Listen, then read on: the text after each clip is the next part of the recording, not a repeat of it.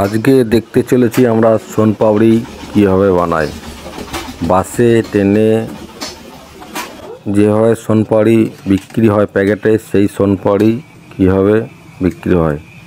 যা 10 টাকা 20 টাকা প্যাকেট অনুয়ারি বিক্রি হয়, এবং 5 টাকা সাইজও আমরা বয়মের ভেতরে বা জারের ভেতরে সোনপাপড়ি দেখতে পাই। সেই সোনপাপড়ি কীভাবে বানাই তা নিয়ে আজকে দেখব আমরা।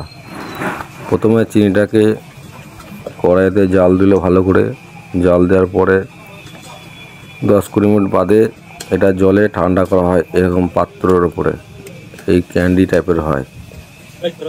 এটা ঠান্ডা হয়ে যাওয়ার পরে এবার একটা পাটার মধ্যে গোল, এটা কাঠের পাটা, বনডানার মতন একটা দেখতে, এর মধ্যে চিনির মণ্ডপটাকে শক্ত করা হয়, ঠান্ডা করা হয়।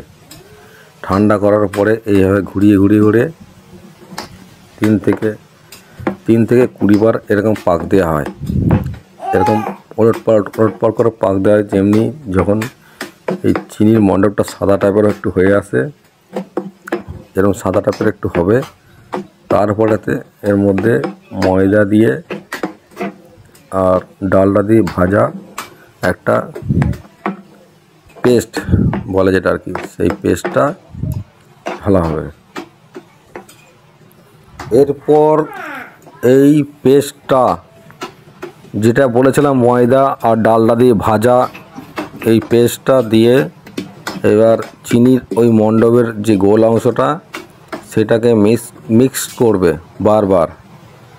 এটা মিক্স করার পরে ওই পেস্টটা গায়ে লেগে যায় আর চিনির সঙ্গে, চিনির এই যে ঘুরছে এটা গায়ে লেগে যাবে, আর তখনই সুতোর মতন আস্তে আস্তে একটা একটা করে ছাড়বে।